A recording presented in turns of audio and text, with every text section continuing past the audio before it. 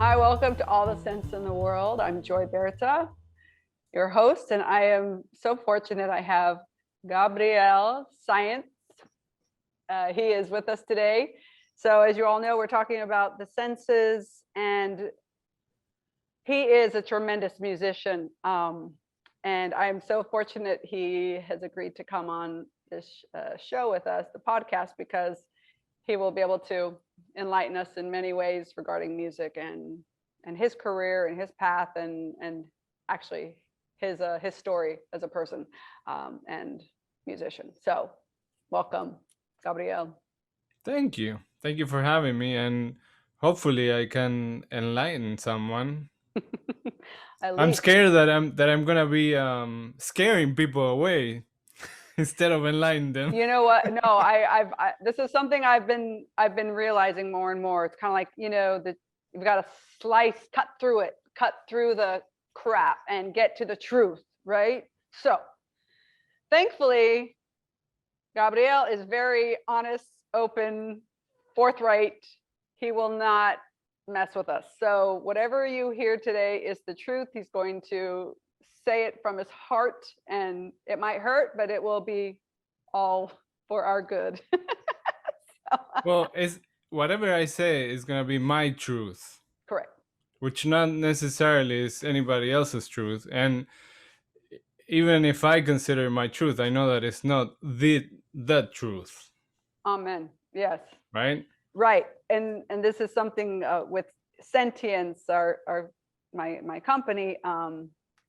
We're definitely trying to teach and help, not teach, but just, yeah, provide people tools in order to find their own truths, right? There's going to be a lot of background noise all the time, right? So we need to help people figure out what's their truth, what's their voice, what is happening within them, as opposed to what everyone else thinks is happening for them. So yeah.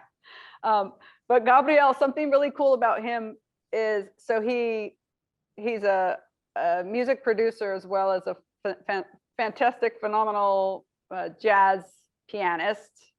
If you can't tell by the keyboards back there, it's not a painting, right? They're real, huh? The real. Oh, nice. Oh, good. I'm so glad we're going to get hopefully a little sneak peek. So a producer, and to me, that's one of the hardest jobs, because in the end, it's you deciding what is best, and what's inspiring that decision when it comes to making musical, subjective, sometimes objective decisions. So, so what's the As a question producer, again? so What? as a producer, how difficult is it to make decisions based on your truth, because you're making decisions that you feel are correct, right? You know, the Yeah. the So volume, the tempo, I mean, there's so many things, right? right. So I come from when I produce music. I it varies because if I have to produce something for, let's say, a TV commercial, right? Like yesterday, I was doing a project for a Nissan commercial, and the request comes from whatever the company is trying to to do with the commercial, right? So the music is functional for that specific commercial. So my job is to, first of all, interpret what they're asking me, Which right? sounds hard already. Uh-huh. Yeah. Interpret. And yeah, and translate that into music and think about how it would work in that specific commercial. So in that case, I have to leave pretty much everything that, not everything, but what I like or what I think it should be, or what my opinions about the music, right? I have to put it aside and think, okay, what's gonna work with this specific spot, right? And in at times I'm gonna have to do stuff that I not don't necessarily agree with musically, but they fit the specific genre, the specific style, the specific uh, visual that goes with the commercial, right? But in other situations, like with, when I work with artists, I have to get in. It's I have to split, right, like between interpreting, first of all, seeing what the artist wants, right, what they like, and then use what I know and what I like to try to combine that and make something that works for, hopefully, for the artist, right? um so in that case, I had to also put my ego to the side, because it's not my project, right? Even though it's gonna have my name attached to it, it's not my project. I like to always give the artist a priority, because if not, everything would sound like me, right? And when I'm producing something for an artist, the goal for me is that it's it's the artist that's featured and not the production. Okay. Yeah. So, I mean, so describing the role of a producer, I mean, I've always kind of envisioned they're the ones who wear the hat, they make the decisions, and everything is as they've decided, and they can fire and hire anybody that's not going along with their decisions. Is that not necessarily the case for you? I mean, Well, if you've been hired on, it's different, right? But well, I mean, you've worked with me. I have worked with you. I did a project for you. I was Yeah, lucky enough, right? I was lucky. And We're still eh, friends. Look at this. we still talk to each other. Um, yeah, and you know that even though I had my ideas of how things should be, I've always consulted with you. Well, what do you think? Well, like, what do you think about this, or what do you think about that? Like, this is what I think, right? Like, if you would have told me, no, no, this is not at all what I want, then I would have to come up with something else, right? So, but then if you would have told me, well, I want to use my friend that plays the xylophone, and it doesn't go with what I'm doing, I would have been like, you know what? Nah. Okay. And if you You would have do been put your like, foot down sometimes, right? Where it's like, this is going to get ugly. yeah, I Not would even have been like, possible. no, you're crazy. This is not gonna work. You're out of here. Either we do it my way, or you go do it with someone else. But Okay. in that case, I would have done that, right? Okay. So you don't completely throw your ego out the window, right? I mean, there's Right. a sense of integrity, right? This Right. musical integrity. And it's interesting because, you think about, what does that move? Is it a flexible kind of line that you draw, or is it very, rigid? It's like, this is what I love, and this is what I don't. This is what I accept. This is what I don't. And to me, it's probably, it depends on the situation, right? Right. I mean, I think it goes with the personality of the producer, right? Like, I'm flexible in general, like in my life, You're a right? flexible Scorpio. What? Okay, keep going. Yeah, I want to think that I'm flexible in my life. So, that's how I also work. Like, when I work with people, I adjust. There's some other people that are more rigid, and this is what I do, and this is how we're doing it, and period, right? And that's how, in general, I find that that's how they are in life, like with people, with Oh, that's a good friends, with point. within their relationships, right? So, Yep. Yep. I like to think that I'm easygoing in Yeah. my relationship, so it shows up when I work with people in musical projects also. Yeah. So I would say, maybe if someone's looking for a producer to kind of understand maybe their personality a little bit, maybe, I don't know, if you interview, if you're looking for someone to do yeah, do some music for you, or to help you with a project. Yeah, it feels like you'd want to know a little bit about the person, and yeah, or you could throw a lot of money away, right? Right. I think that goes for everything, right? Like you're gonna Everything. anybody that you're gonna hire to do any kind of work with you, or if you're gonna be partnering with somebody to do any kind of business project or any project Yeah. whatsoever, right? You can tell a lot by having conversations with a person, by uh, talking to them and see how they are, how they think, because is it will translate when you're working. It's Right. like I always like to think that how you are in one area of your life, Yeah. it's how you are in all areas of life, right? Yeah. There are some shapeshifters though, you know, Up to a point, yeah, where it's up like, to a ooh, level.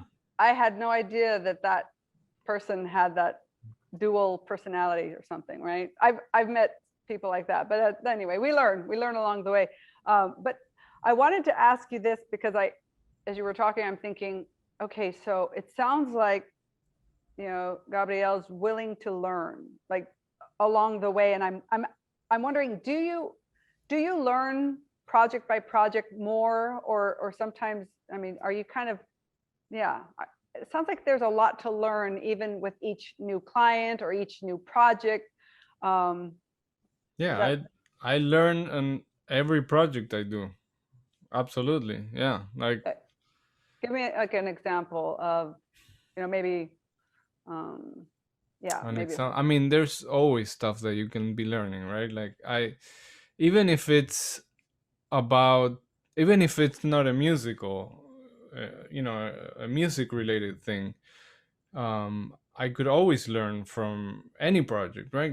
In some projects I've learned about some legalities or technicalities about the music business. In other projects I've learned about how to sell myself, how to charge, right? Like How about to my make money? rates, how Yeah, to make money, right? How to use a certain piece of equipment that I wasn't very comfortable with. yeah, Like there's always something like stuff about arranging, stuff about mixing. Like there's always something that to be learned. If you're not learning, I don't know. Like what's the point? then stop. Like Stop, right. I mean, Well, to keep, yeah, then at least learn to want to learn, right? Uh, right, well, this is interesting because, okay, so I'll have Gabriel give more of his background, but I will tell you from experience, he is one of the most brilliant jazz pianists I know. Working with him, hearing him play, it's just breathtaking. And I am a musician. I am not a trained jazz musician or a trained jazz pianist, or anyway, but but I've got a good idea in my mind what a really great artist is. Anyway, so here we have Gabriel saying, I'm learning every opportunity I get. I'm learning, and to me, I think that is the sign of a really successful person, because you're willing to still say, I'm humble, I don't know everything, and I want to know more. So if we ever get stuck in this feeling of, I think I know enough already, I'm good. It's like that you're kind of cutting the process real short, right? right. No, there's always the next level. Always, especially in music. Oh yeah, tell me about that, because I mean I see musicians performing, like say a Joshua Bell, or even some of the Lang Lang, or or Gabriel, no, but these musicians that look like they know everything they need to know, they've arrived, they're there. So I mean, what would make, I mean, I don't know, it's just, what are they going to learn, I guess. Well, there's always something to learn. You're like, there is Right? That's all something. I can tell you. There's always something to learn, and I don't think if you ask them, they're gonna tell you that they know everything that there is to know. Yeah. Okay. We'll get them on the show next time. Yeah. No, I would agree. So how do you know you've mastered something then? like if you are, I'm a master of voice, or I'm a master of jazz piano, I'm a master, because Right. people are calling themselves masters or Right. maestro or, Well, being a master at something is it's relative, right? Like, right, you can there's anyone can call no. themselves that. No, no. Well, yeah, because there's no like being a master of piano. It's not there's no like specific Oh, measurable things that you need to attain to become a master, right? So in my opinion, when I consider that I mastered my, let's say, my playing, right, my being me being comfortable with my instrument, right, it was when I got to a point where, first of all, technically I felt like my fingers were responding to what I wanted to play. Well, my brain was saying, "Okay, go do this," and my fingers were responding, right, without much effort, right? Like just like a without thinking easy about it, and it flow. kind of flows, right. Cool. Mm-hmm. But another level of that for me was to let go of the having to do it right, and getting to a point where like be comfortable with, this is what I do and this is how I sound, this is how I play, and if you don't like it, then you know what, right? So that to me was when I consider that I got to that level for myself, right? That now somebody else may look at me and may be like, this guy can't play, right? But I for don't my think so. Yeah, I but know you what know you mean. what, I don't care, right? And technique is separate from that, because technique, I when I was at school, I was practicing 8 hours a day, right? Like they would have to kick me out of the practice room when the school closed. But Wow. nowadays, I have kids, I have other businesses, I don't do that, and I'm rusty, right? So I cannot play the same thing that I used to play when I was in college. So, but I still feel comfortable enough that I can play to a level where I'm like, I'm happy with what I play. Yeah, maybe I could play faster, like Rubalcaba, like, but Yeah. which I can't even come close to him, to what he does, right? Like with his instruments. But for what I do, for the feel I am, I'm not a jazz artist having solo albums and solo performances. So for the stuff that I do, I'm happy with. I don't have um any self doubts about my playing. And it shows when you're playing, it shows. And you can. You look so comfortable when you're at the piano. So comfortable. Like, yeah, like it's like butter, like just butter on the keys, and it's just like just Right, and to me, that's phenomenal. that's what mastering your instrument is, right? Mm-hmm. It's not about how fast you can play. It's not about what, if you can play some crazy virtuoso concert. It's about being to that, getting to that frame of mind where you can actually be comfortable with what you do and what you play and express your art. Wow. Oh no, that's you made so many amazing points there.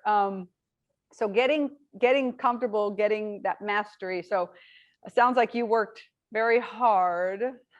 Can you tell us a little bit about your background, just the hours you studied? I am going to include a bio for people to be able to read about your accomplishments and things, but I mean your personal story of how you got into, how you discovered piano, or did it discover you, and then the process it's taken to become that master. Yeah, so my grandparents, they were musicians. My grandpa played the violin, and my grandma was a singer, and they had a duet, and they would travel the world singing and performing and writing music. And they recorded like 19 records back in the like day, right? like records. Yeah, like records. So I grew up seeing them, and going to the theaters when they were in town, and listening to them. my we would get together and my uncle would play a little piano, and I was like, oh my god, he's so good at playing. So And so sorry, I you're about what age maybe at this point? yeah, so when I was 6, 6. Oh, 6. I asked my mom. I said I want to learn how to play the piano, and for some weird, I don't know why, but somebody told my mom, oh no, he's too young to play piano, so why don't you should start him on recorder. I'm like, okay. I didn't have a choice, Someone but was playing a joke on your mom. No. they put me in recorder Yeah. classes, right? It was a group class, so like playing recorder for a couple of years, and then finally, when I was 8, I started taking piano lessons because I kept insisting that I wanted piano. Yeah, you're like, recorder's not enough. Sorry, was it Yeah, hard to play at all, or was it kind of, I don't it know, was was it? it was easy for Ew. me. I got it right away. It's like, this is Okay. I can't play chords with this. What You're is like, this? I'm already the master. Okay, moving on. Right, you're 8 and ready to go. Yeah, so then I Love started taking lessons, piano lessons, private lessons. I'm from Argentina, by the way. I didn't say that, but and I kept taking lessons. When I was 13, my cousin, who was a drummer, he told me, "Oh, I'm gonna be playing in this band, and that would be cool if you play with me." They were putting together a kids band, and I was like, oh, I don't know, like I'm not sure. I wasn't sure, like, Were you a little shy, or what was your hesitation? I don't know. I didn't think it was for me. I don't know, but anyway, it ended up that my piano teacher at the moment was part of that the production team that was putting the band together. Oh. And he's like, you should audition. So I auditioned. I got the job, and I was the youngest. I was 13. The other kids were like Wow. 15, 16. Wow. There was one that lied, that was 23, and he said that he was younger, but I do it all the time. No. anyway, so that was my first professional band that I played in. And we did some TV stuff. We did some private events. Huh? At 13, and were your parents very supportive, or they had to sign the waiver? Yeah, they were supportive. I don't even remember. At that age, I wasn't even paying attention to what my parents were doing. I was like, Okay, I'm playing. Don't listen, children. Okay, anyway, But yeah, my parents were always supportive. And I then at 16, I think, through a guitar player that I met on that band, he recommended me for another band, and then I started playing in a rock band, pop band. And I was doing it on the side, on and off. Then I started playing at a temple, at a Jewish temple, for many years there. Like religious music, or yeah, like the ceremonies for weddings, and for the Friday service, Saturday morning service. And so I was making money while I was in high school, and all my friends were like, man, you're making so much money. And I was like, yeah. Well, and I'm sure in Argentina, I don't know how the economy was back then for you, but was it difficult for anyone to get jobs, or I don't know? I mean, we had the economy in Argentina was always like up and downs, hyperinflation, the whole deal. So you were pretty lucky to be making this kind of money, I'm sure. I was making money, but then the next week it was worth 10 times less. So oh, sure. Anyway. You're like, just pay me with food. No, alfajores, please. Anyway, I kept doing that. Then I went to school for I started going to university there for computer programming. Oh, because they didn't have a music career back in the day in the Buenos university. Aires? Is this Buenos Aires? Well, It was either you could do the conservatory, like do classical music, or there was a popular music school, but I wanted to play jazz, and you know oh, wow. So I you didn't want knew, to. when did you know you wanted to play jazz? Because your first band when you were Right. 13 was what kind of music? I missed that. What kind of music was the Uh, third? Like pop or it was pop, yeah. kind of like American pop or was it Argentine pop? It was a mixed. It was a Okay, mixed. okay, okay. Um, So you found how jazz did when? I? Yeah, how did I get into jazz? This guy, this guitar player that I met in the band, he's like, "Man, you're really good and so young. What check this out." And he started showing me stuff, Jazz and stuff.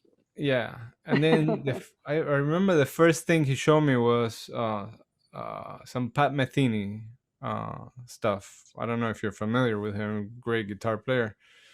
Um, and I was like, wow, this is amazing. And then I got into a lot of different records and really got into it. So he recommended me with a piano teacher that was teaching me how to play jazz. Um, and then this I don't know how much time we have for this story, but You're good. You're good. You're okay. just yeah, you're good. It's interesting. Go The ahead. story is that my piano teacher eventually takes a gig with El Puma Rodriguez. I don't know if you know who that is. No, but I'm sure the Argentines out there and maybe what, South Americans, do they know who he is? Oh, all Latin people know Okay, who so El I guess Puma Rodriguez. that's my other half not knowing. Sorry. um, so he took a gig with him and moved to Miami. Okay. Oh, so you moved to you. Oh, no, the Me, teacher. my Teacher. Okay. teacher, yeah. I stayed in Argentina, and my aunt lived in Miami also. And one Mm. day she's like, "Man, you should come to Miami, like study music, and if you want to stay at my house." And I was like, "No, I can't do that." And then one day I came to Miami to visit, and I remember, oh, my teacher is here. Let me call him. I looked him up in the On the phone books, phone book, right? Oh my gosh. and I found him. So I called him. I'm like, I'm here. He's like, oh my god. We got together. He took me to the school, to University of Miami, where he was studying back in the day, Mm. and I couldn't believe it. It was like I was in the movie Fame. Like I was seeing I was seeing these like practice rooms. Like he had a rehearsal with a Right. big band, and It's I like was like, heaven what for is the, this? yeah, oh I my want gosh. this. So This is America. Oh my gosh. I'm like, I have Miami. to come here. What am I gonna do? That's So amazing. one thing led to another, and I ended up deciding to give it a try. So I started, like the whole process of moving to the US is not easy, as like visas and applications and fees and immigration. Anyway, so I ended up arranging to do an audition here. I traveled to do the audition. They gave me a scholarship to Miami-Dade Community College. Um, I barely knew how to speak English, so I had to like do intensive English courses and classes. But they gave me a scholarship and they gave me the visa to study here. And then Oh, I moved, and then I did my whole degree. Then I transferred to the University of Miami with another scholarship, and then I graduated from there. And after that, ended up doing all kinds of work in the music industry, playing all kinds of music, touring the world, winning some awards that maybe you can see there. yeah, that's Writing music exciting. for TV commercials, for TV shows, etc. Yeah, no, it's a tremendous experience. And I mean, do you often look back at where you've come from? Is that something that kind of still resides within you, resonates within you? I always forget where I'm coming from, like where I came from. Do you? No, really, you really Yeah, I do. do. I forget. I take it for granted. It happens to me all the time. Like people are like, "Oh my god, like look what you did." I'm like, "What? What did I do this?" You didn't even speak English, my friend. Look at this. Why is that a big deal? This podcast could be in Spanish, but It could be. Well, maybe we'll do another version. oh, oh, Or put subtitles. yeah, yeah. Um, No, but I mean, besides the music, I'm being very, very serious because this was not.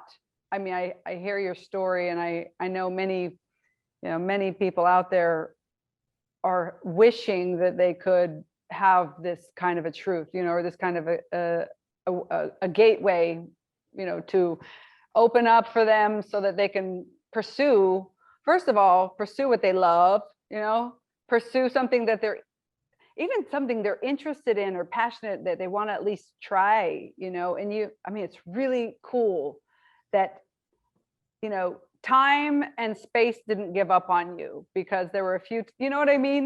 It wasn't like, I'm going to go to America and study music. You had just these little opportunities that were kind of like hint, hint, hint, hint.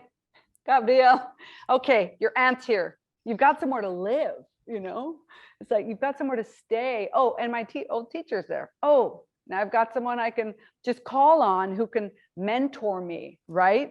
right. Like you've had some mentorship and people to lead you along the your path. You're really fortunate. You really Right. are. Right. Yeah. Right. And even having all those opportunities, it was a lot of work, and it was hard, and at times, I came here with $5,000. That's all I had, all my savings. My mom didn't you know didn't help me. Like, I mean, she supported me, but she didn't send me money or anything, right? When I Like emotionally supporting Right, you, right? Okay. right. Yeah. But when I first came here, I moved actually with my teacher. Like, they gave me a room to stay Oh, wow. because my aunt lived in the other side of town. It was like really far from the school to go back and forth, and I didn't have a car, so I Yeah. was taking a bus and a train to go to school. Um, and I couldn't work because I was a student. Right. So, I was living off those $5,000 for as long as I could. Then my teacher was like, "Oh, okay, well, this was great, but now we have to kick you out. Like, we need some privacy, me and my wife." I was like, "Okay." Then I went Oh, to live with my aunt, and then I had to travel every day to go to school for like an hour and some. So, it was hard, and then the whole thing with like immigration and like not being able to work, and then having to transition to another kind of visa so that I can start working, and then getting my residency. It's that on top of the challenges that it is to be a professional musician, right? Which is yeah. you know so it was a lot of hard work. Yeah. So were there ever points you were like, this isn't worth it? Oh yeah. There was points that I was like, man, I could have made some good money staying there and working at the bank, like doing computer programming, right? Like, I mean, I could have made good money and be comfortable, and instead of like hustling and like never having a weekend off, and like living from my suitcase at times, and Yeah. having to leave my house to do gigs, and leave my kids. That was not easy either. Right. Yeah, you're traveling quite a bit, huh? I mean, I'm sure this is something a lot of artists, I mean, I've worked with all sorts of artists too, but in the opera world, I mean, you see people going at it. They're going at it and they're just doing their best. They're working a full-time job, then they're taking a lunch break, going on a quick audition, and it's like, or I lived in New York City, right? So I'd see different types of that audition process, and not only that, but then it's like just trying to get by with the little you have. And I do have to say, for artists, musicians, any kind of artists, really, especially ones that are working for free and and trying to get by with a part-time job so that they can balance their work and their potential career. It's really admirable. And I have to just say, to me, it's just, if you have a desire that's stronger than the sacrifice, then it's worth it. The desire to, I don't know if it's the desire to just be a part of this, musical or artistic world, because it really is enjoyable, right? It's very exciting. Or if it's like, is it a calling that people feel they have and they can't let it go, so they just keep going, through rain and snow and whatever. I don't know. What have you felt like for you? What has kept you going? I think it's a calling. I don't think you could possibly do this as a career if you don't love it, like with all your being. You can't do this because it's so hard that you have to love it. You have to be like breathing this and living this every day. you know it would be so much easier for me to to take the skills that I had, or to study some degree, because I'm good with technology, with Yeah, you computers. I are. could I could have done something else, but I wasn't fulfilled doing something else. So it's just, I think it's just that love for the music. It's like I couldn't live music if I wanted to. Like it's like an addiction. I don't know how to explain It it. was, yeah. Now that's the Scorpio, I know. No, no, but no, and I think there's nothing wrong with that. And to me, it's actually really amazing to find a passion, right? And I meet people who are passionate about dance, or passionate about painting, or passionate about playing piano, or and and there comes a time where you have to kind of let go of even your own judgments, right, of yourself, of it's like, well, I don't know if I'll ever be good enough to make it, but that that's not really why you do it, right? I guess some of us want to be successful artists and make it, like be a star, but is that the right motivation? I don't know. What do you think? Well, but the thing is that making it for different people mean different things, right? Like to me, I made it, right? But I never wanted to be famous. Like I like working behind the scenes. So to me, I made it because I was able to make a comfortable living for so many years doing what I love. So that to me is making it. Oh, okay. Well, no, actually, I like what you're saying, because for people to kind of have a different perspective, especially an artist that's struggling, that's miserable, that's like, I'm not making it, but maybe looking at it in a different way, like you're saying, you're getting to do it, right? You're getting some gigs, you're getting some, and even if you're not getting some gigs, you get to, still go sing in the church choir, or I don't know. Yeah, well, that making it's whatever it is for you. But if you're not defining it, you'll never make it. Like even if That's a good you're point. performing for millions of people, like if you don't know what making it is, it could be, well, how come it's not 15 million? How come it's only 2 million? And then you get to 15, oh, how come it's not 100 million? Right? Right, But if right. you don't define it for yourself, you never make it. Yeah. do you think artists at times, and I'm saying, musicians or any type of artists, get burned out on just trying so hard to make it? We'll call it make it. Oh, I like that word, just make it, Yeah. because that's kind of subjective, right? For sure. I mean, I've known lots of them. They get burned out. They get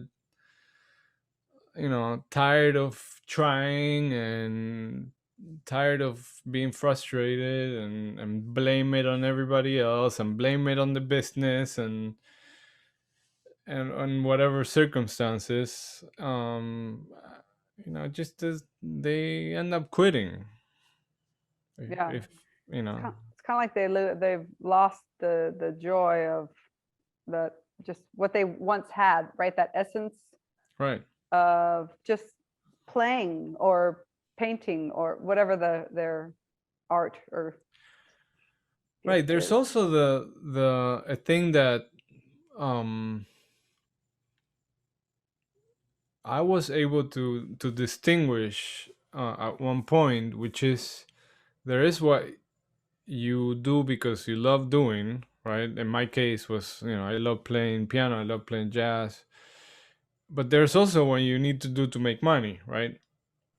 Yeah. So for some people, those two things are the same. And for some people, they're not, right? They can be separate, right? And even if it's the same, let's say that I was, I wanted to make money exclusively by playing jazz, right?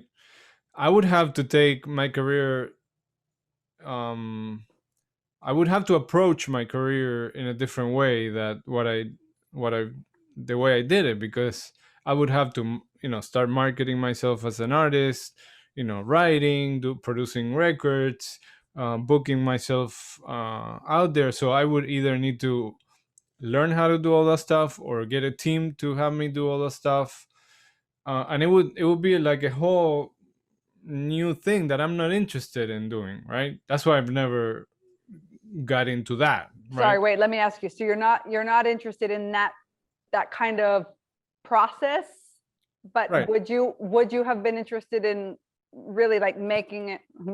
I keep using that word, but really getting out there as a jazz musician, Well, at one point, it was kind of like, oh, maybe, yeah. But when I thought about it, I know what it takes. Okay, And you're a realist. You could see what it's gonna take.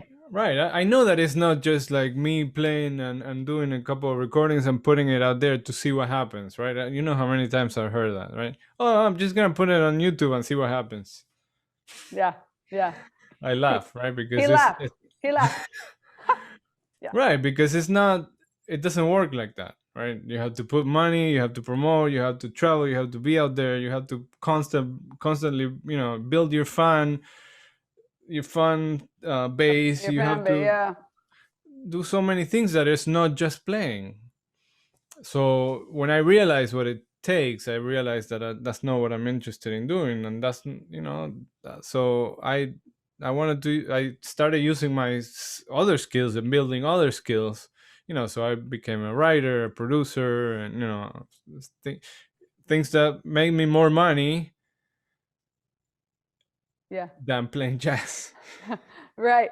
Well, so in your line of thinking, was it like, okay, so I have these skills, and they actually make money, so I'm going to try that out. I don't know what the process was for you, because it would be nice for artists to be able to still do what they love, but find another route, right? Or find another path to take, all while enjoying being an artist, right? Or musician, whatever, right? Right. So when I realized, so I was playing jazz, I was doing all these jazz gigs, right?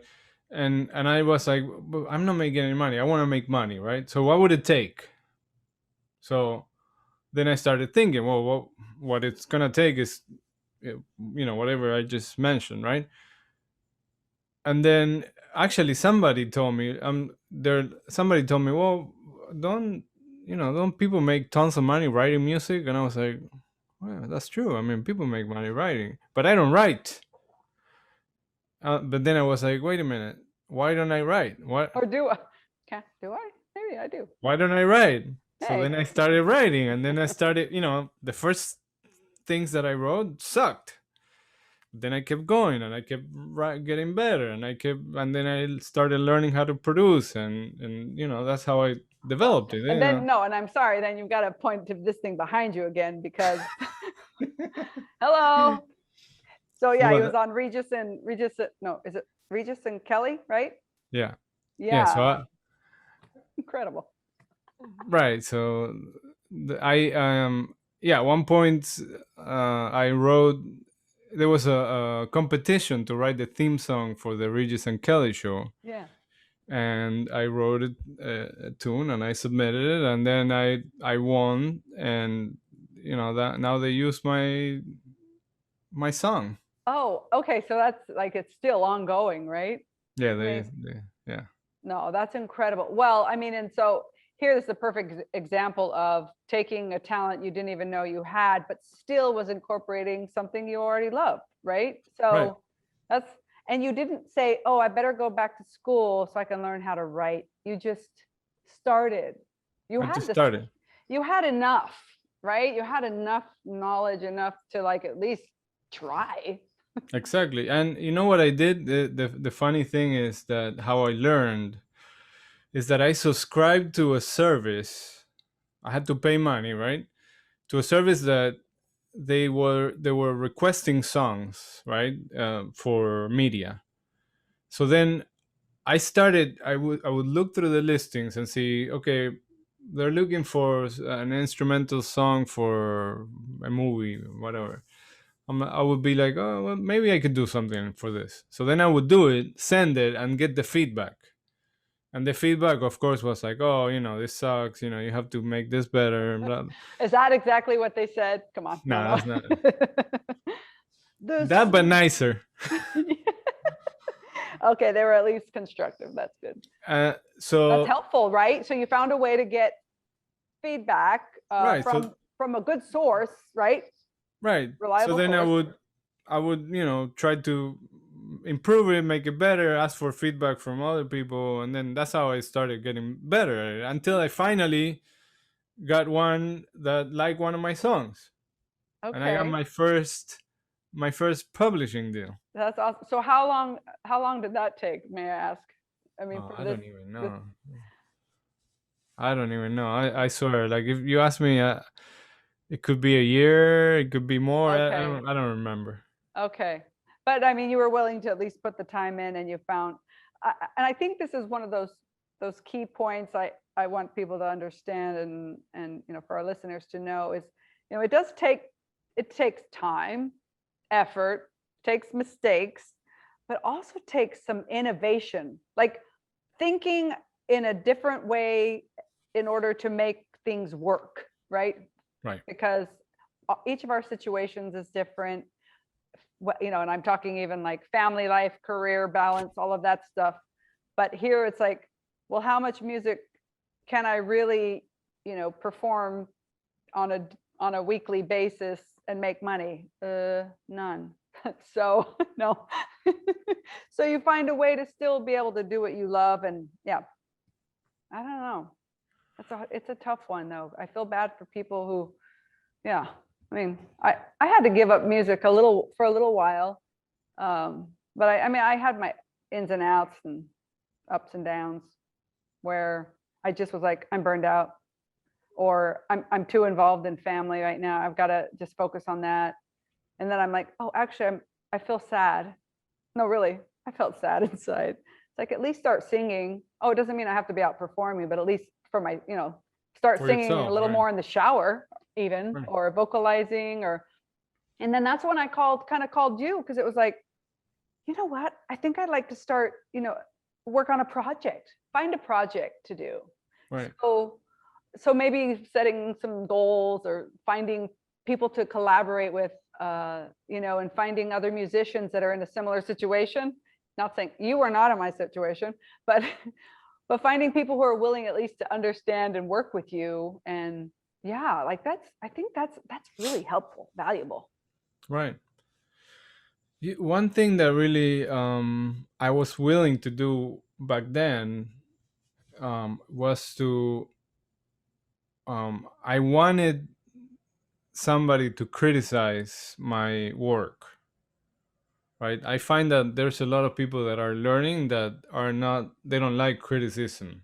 They only want to hear how great they are. And that, in my opinion, it puts a stop in their growth. um so I think that's one of the key things that, I mean, I did it naturally, right? Because I wanted to get better at my Yeah, you went to craft. strangers. That's a good thing. So I wanted people to tell me like how bad it was, right? I remember. You must have a tough skin. Ooh, that's good. But that's the only way that you can get better. It's true. If all you get is, oh, you sound great, how are you gonna improve? Yeah, yeah. I remember my first piano lesson at UM with my professor Vince Maggio. Oh, okay. No, I thought it was the other guy. Yeah. I remember he had a piano that a disc clavier, the ones that record what you play. Oh. And then he said he made me play a song, and he's like, well, like everybody tells you that you have a pretty good clock, right? Like your time is good, right? Um, but let me show you something. So then he would play back what I just recorded, and like literally he pressed play, and he played two notes, and he's like, okay, right there, right there, right there, right there, right there. Your time is all over the place. Oh shoot. So that was very humbling on the first lesson. Yeah. But I love that, because how am I gonna get better if nobody tells me that? No, right. Well, and so many people don't want to hear, right? They don't. And I guess, yeah, if you keep going to a family member who just adores everything you do, right? It's like, that's beautiful. It's amazing. It's perfect. Okay. Go find your go talk to your professor, go talk to start asking people who will. Some parents, some family members are going to be super honest. Don't get me wrong, but right, you have to go ask the people that you don't want to hear from, and tell them, look, just destroy me, just tell me everything that there is for you to tell me, and be okay with it, because it doesn't mean anything about yourself as a person. It just means that you just there's something that you need to practice to get to the next level. That's it. That's all it means. Yeah. But people make it all about like, oh, I suck. I know. Oh my god, I'm terrible. What am I gonna do? I quit. I'm horrible. Right. Well, and I always love hearing those stories of, like Glenn Close. Was it Glenn Close or Meryl Streep? Or I think it was Meryl Streep. It's like she was turned down for almost all these movies because she wasn't pretty enough. I think it was Meryl Streep. Yeah, I mean, you hear these stories that it's like, you know what? No doesn't mean you can't do it. You know what I mean? Like, no doesn't mean you're not capable or that you'll have a chance. No just means it's another opportunity, right? Go try somewhere else, go knock on another door. I don't like to hear no, so I've had a hard time, but I'm older and a little tougher now, so I can take it. But yeah, no, it's hard, especially when it's your passion and it's your instrument, right? So whether it's your voice or your piano that you've trained so many years of your life, and you're like, I've arrived, I'm great, it's like, and then yes, your teacher's like, inner clock, no, or even for me, it's like, no, not quite there. What? Yeah. So it's good. I can appreciate that honesty too. Like you said, that's how we grow. It's hard to face that truth, but yeah. So currently, what are some projects you're working on right now? Well, yesterday I did a demo for a TV commercial for Nissan. Yeah. Um, it's one of those things that is like last minute for tomorrow, you know. Okay. Do you get those often where you kind of just have to be available and Yeah, it happens all the time, especially with TV commercials. You know, just the process of filming and producing a TV commercial is so involved with so many pieces that they need to put together that, you know, um it happens a lot that the music is the last thought, or that, you know, in this case they wanted to license a specific piece of music from a famous band, and Mhm. it was too much money, and they decided that they wanted to see an alternative for original music. And in this case it was about you know, a family in a car, and they were supposed to be singing that song. So Oh. they needed to film with that song. So it was, they were shooting today. Oh, So they wow. So, oh my so gosh. they called me yesterday in the afternoon. They're like, "Can you do something for tomorrow?" I was like, "Okay." So I did something. Yeah, I did something. I did something, and we'll see if they use Okay. it or not. Let me ask you how you get that inspiration. I mean, no, really, like in such an instant, it's like, okay, Well, come up with a jingle for this commercial. first of all, I have practice in doing that, right? Because I've done hundreds of songs for commercials, right? Um, but I remember at first, at the beginning, when I first started doing this, it was um, it was not easy because I would judge it a lot. I would think, oh, you know, this is not good. This is not good enough. They're not gonna like this. At one point, I don't know how that happened, but I kind of like let go of all that and started letting ideas flow. And I know that I could always take some idea that I came up with and throw it away and get another one, because, you know, like, I They're can free always come up. they're free flowing. Your ideas are free They're flowing. free. They're free. I don't have to pay for them. Wow. So, No, let me ask you, where are your ideas coming from though? I'm well, you curious, and speak in whatever terms you need to. usually be when it's when I mean, not usually, but a lot of times when I'm doing music for commercials, it's based on a specific artist or specific style of music. So what I do is I listen to a lot of, you know, they say, oh, for example, they want you to do something that sounds like Eric Clapton. I don't know, just to say something. So then I go and I listen to all the songs, you know, that Oh, in that okay. They style give you an by Eric Plank. example. Okay. Right. So then I listen to a lot of it, and then get the vibe, get the try to get, you know, the language right and the Yeah. sound. So then I get ideas from listening to recordings, right? And, you know, but I try to make it my own, because you can't steal it, right? No, don't do that. Exactly. I've heard that's very bad. That's very bad. Yeah, Very, very bad. you can get in trouble. Yeah. No, so I mean, so given, yes, you have years and years of experience, but I mean, let me ask you this. Do you feel like does inspiration come from another source other than yourself? Yes and no. Like, because the idea, I mean, I'm looking at the other source to get my ideas, right? Mm-hmm. But Mm-hmm. then at the end I have to come up with my own thing, Yeah. that and mold it to that style that I'm working on, right? Yeah.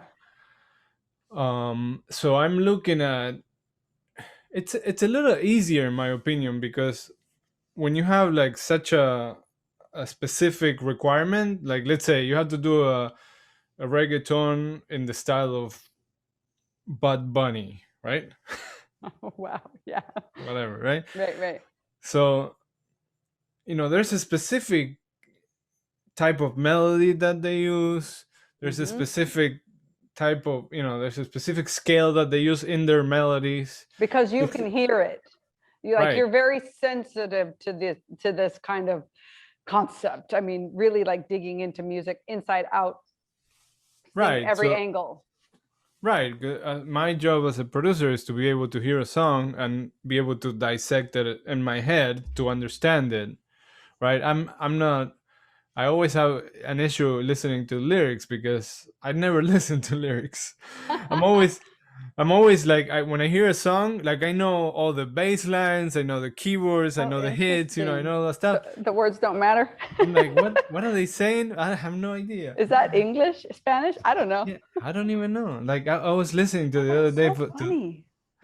yeah, like I was Funny. listening to the new Bruno Mars song, the Yeah, Leave the Door Open. yeah.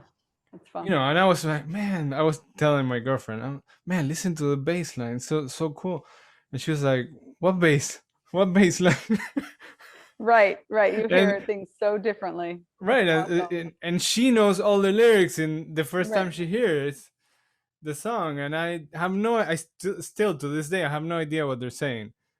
Something about leaving the door open, You're like, because I know the title. but I know all the chords. No, I mean, okay, so let's keep in mind that Gabriel's mind and the way he functions, in the sense, with the sense of hearing, right, with that ability to hear, to manipulate, to understand, dissect, like you said. I mean, that is exceptional, and it's not the norm, in my opinion, right? I mean, this is why you're so good at what you do, because I mean, not your girlfriend only, but many people will hear music and yeah, all they hear is the music. They got the beat, maybe, they got the beat, or yeah, some people might hear the harmonies, some people might hear the guitar, some undertones, things like that. But yeah, to be able to, like, I think of Mozart or Beethoven or these people who were able to, or anyone who's been able to create these like full scores that are whatever, 20, 30 instruments or more, like you can hear those instruments, like break it down. It's like, that's a clarinet, that's an oboe, that's a this, Yeah. dude. So how many eardrums do you have? No, no. I have No. two barely functioning ones. No, that's not true. No, because you have to, like, okay, so when you hear the music, let's talk about this. When you hear the music, are you seeing the score? Are you seeing the breakdown? Are you seeing people playing the instrument? Are you seeing them in a band playing it? Like, what are you seeing in order to truly understand the scope? I mean, or maybe you're not seeing something. I don't know. I don't Not a know if visual? well, I don't see a score, that I can tell you, right? Okay. But I do visualize, and I can tell,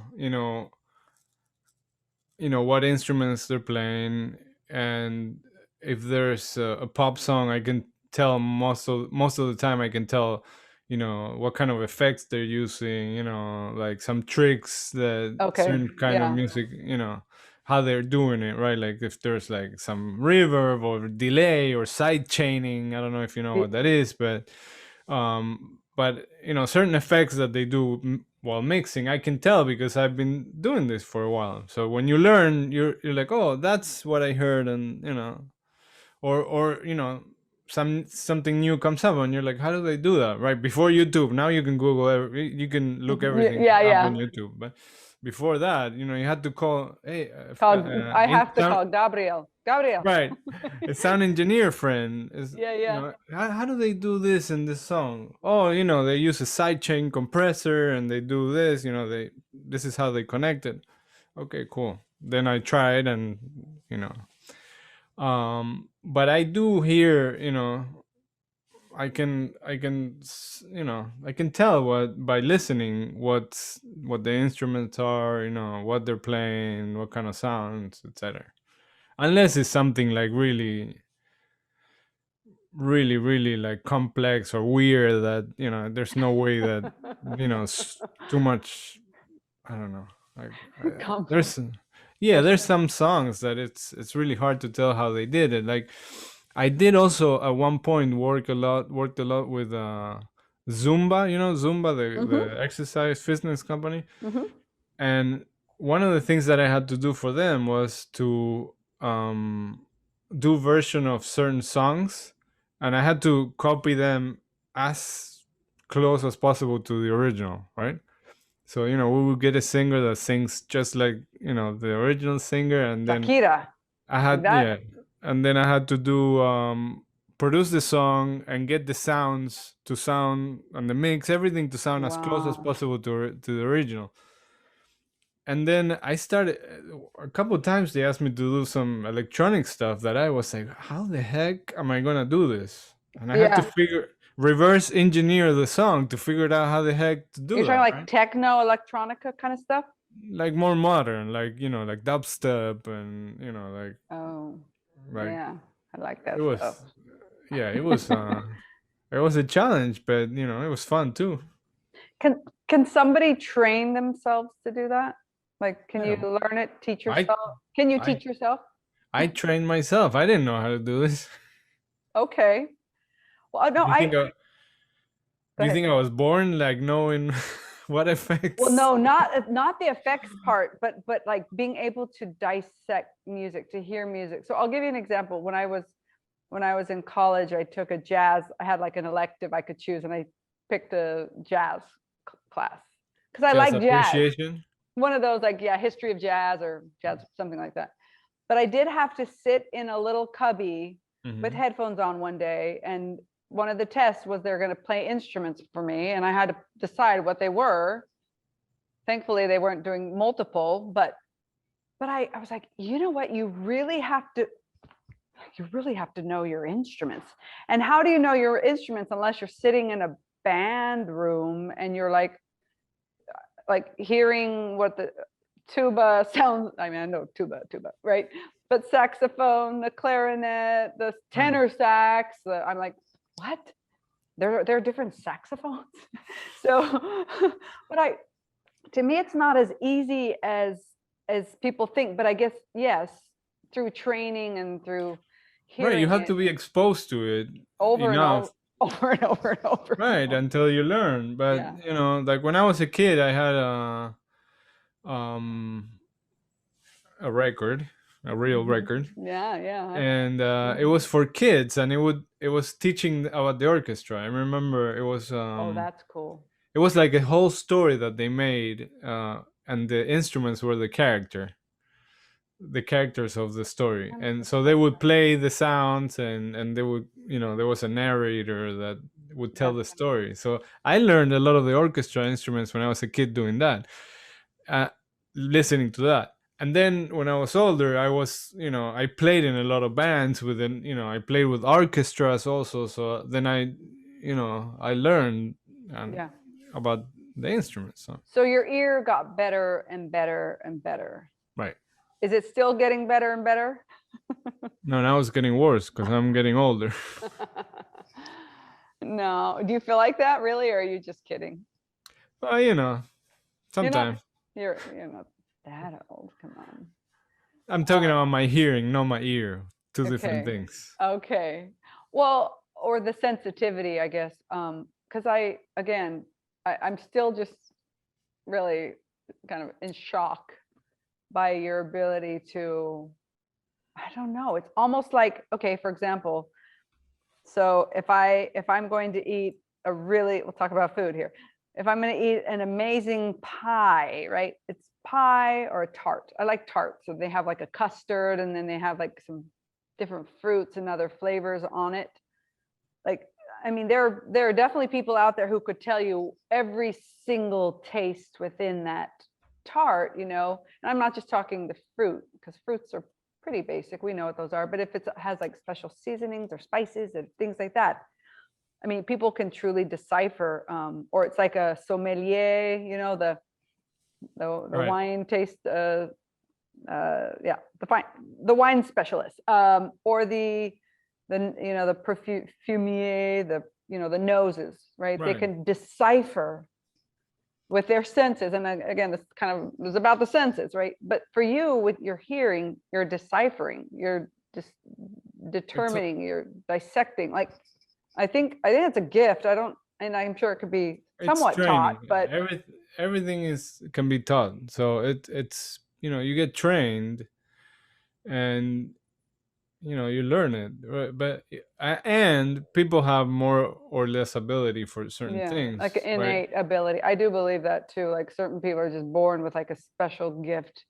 Right. I Won't have don't. to, they work hard, but Right. that's what I But think. it comes down to training. Yeah. Yeah. Okay. I guess, and just some people might have it a little easier.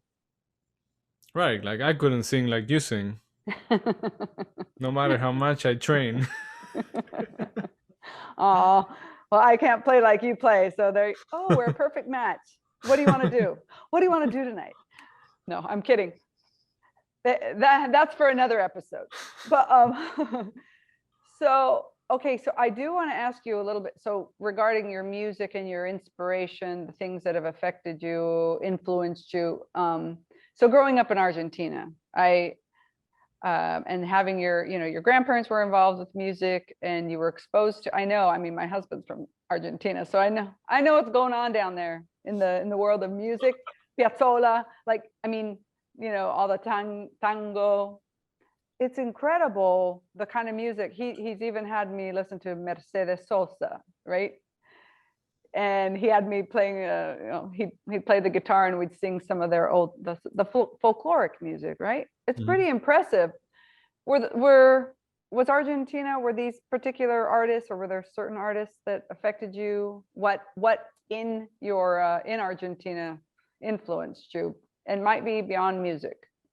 Yeah, I mean, I think that even if you don't want to, you're influenced by what you hear around you, right? Like even if I didn't want to, I would hear Charlie Garcia or Fito Páez in Argentina growing up, because it's everywhere, right? You can't avoid it. Mercedes Sosa, like Gardel, right?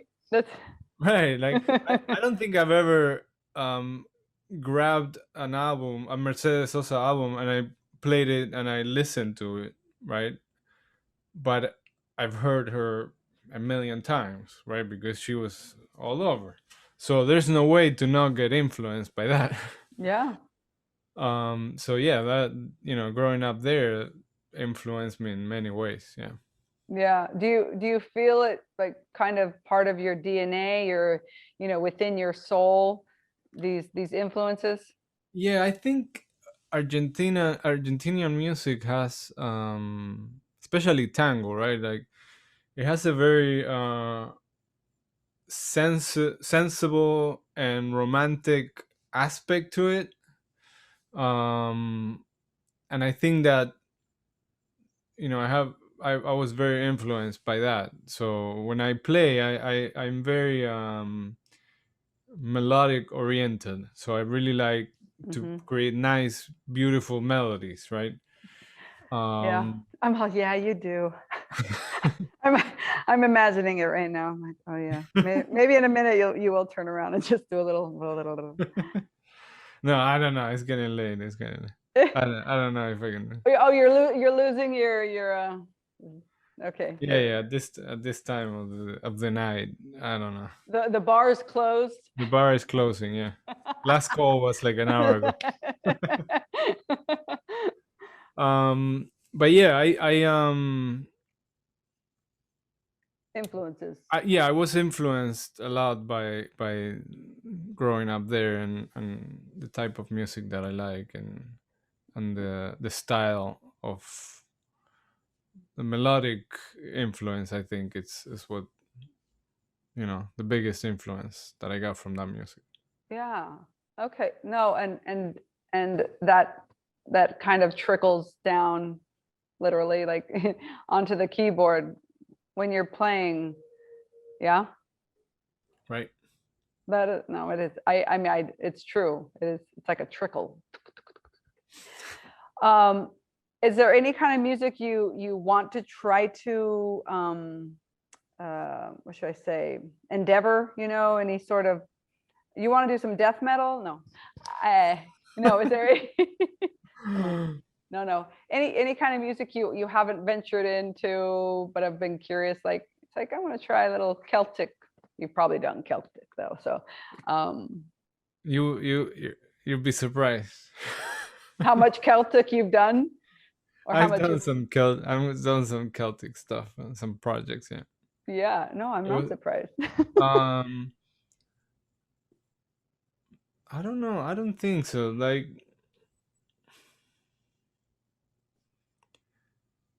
when you ask me what kind of music I wanna do, like my answer is always, I love playing improvisational jazz music in a trio format, like in a small group format. That's my favorite thing.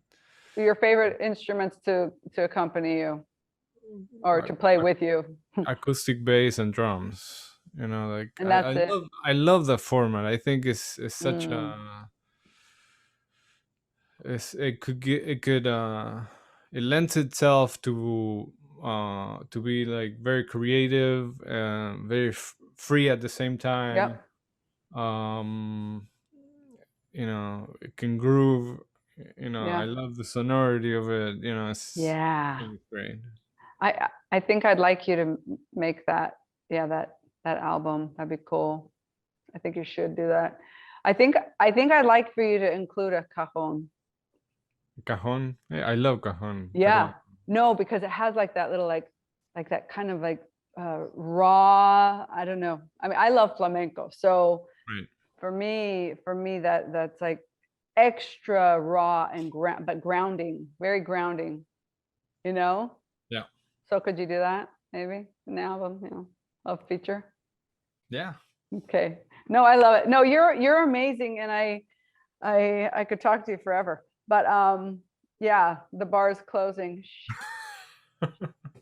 We're gonna do part two.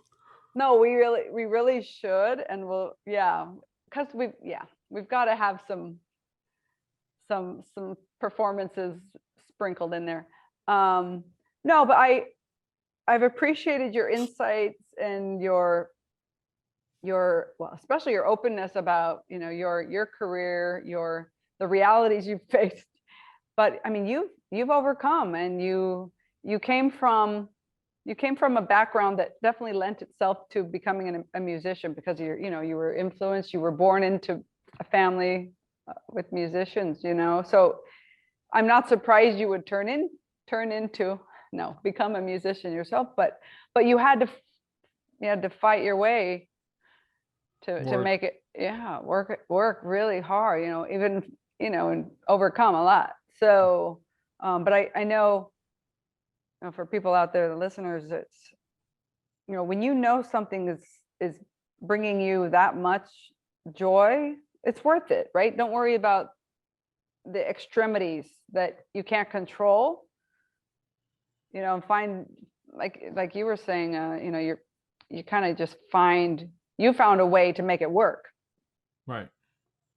So you got to just kind of, I guess, think outside of the box, yeah, a little, and Right. Find what works for you, and remember that you got into this business because you love music. So if as long as you can keep enjoying it, it won't be work, right?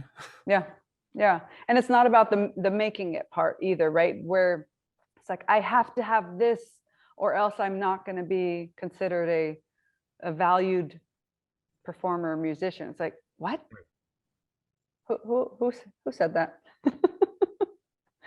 Right. It really does take the joy out of it when you put that at the forefront of what you're doing, right? I mean, Right. that's my opinion, but Right. yeah, yeah.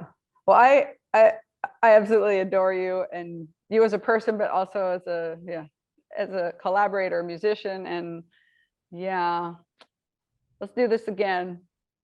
All right. Can't you just like slam your hands on the piano for me, like, "Eh." No, I'm kidding. Yeah, that final chord, that was good. Well, let's do a major chord. Oh, Happy. thank you. Oh, thank you. I know. I was like, that was kind of like, that one works. Yeah. No, thank you, Gabriel. It has been such a pleasure. You're a good friend too, so I appreciate All right. Thank you for having me, and let's do part 2. Yes, we will. But please tell everyone your production company and how they find you if they want to listen to your music too, right? I mean, we need to. I can share it too, but tell them. I'm pretty bad at this social media stuff. Okay, but we can find you at can- $1 Million Ducks or something, can right? You have tell them. No, What's your you can studio? find me. You can follow me on Instagram. Connect with me on Instagram. Gabriel Science. I think it's Gabriel.Science. My last name. Mhm. That's my IG, my Instagram handle. So Follow him. yeah, Yeah. and But keep making. Go ahead. I'm assuming my last name is gonna be spelled properly on the title of the podcast. Saientz. Correct. Yes. You know, my ancestors were science Right, you told from me. Mexico, You right? So, told me. but Yeah. it's spelled different. No, but keep making the beautiful music you are, okay? And yeah, we need more inspiration through music in our lives. We do. Amen.